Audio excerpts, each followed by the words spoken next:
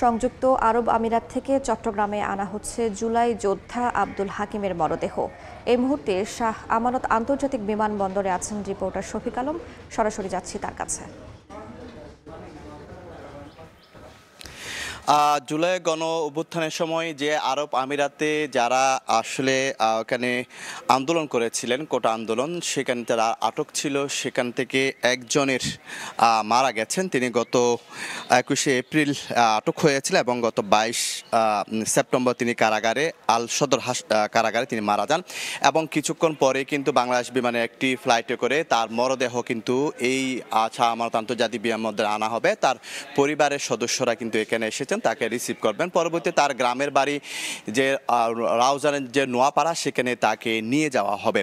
এবং সেখানে আমরা জানি যে আসলে গত সেপ্টেম্বর মাসেও কিন্তু অর্থাৎ 2024 সালের সেপ্টেম্বর মাসেও কিন্তু যে ডক্টর ইউনূসের কূটনৈতিক তৎপরতায় কিন্তু 14 থেকে 15 জনকে সেখান থেকে ফিরিয়ে আনা হয়েছিল।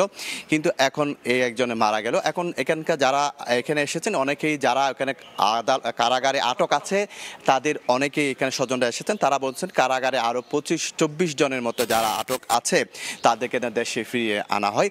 তো এখানকার কিছুক্ষণ পরে কিন্তু এই আব্দুল হামিদের মরদেহ বাংলাদেশ বিমানে একটি ফ্লাইটে করে এখানে আনা হবে শাহ আমানত আন্তর্জাতিক বিমানবন্দরে।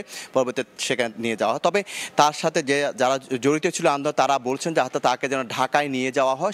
ঢাকায় নিয়ে যাওয়া, সেখানে শহীদ মিনারে তার জানাজা হবে, রাষ্ট্রীয় সম্মাননার মাধ্যমে তাকে যেন করা হয়, সেই বিষয়টি তারা এখানে বলছেন।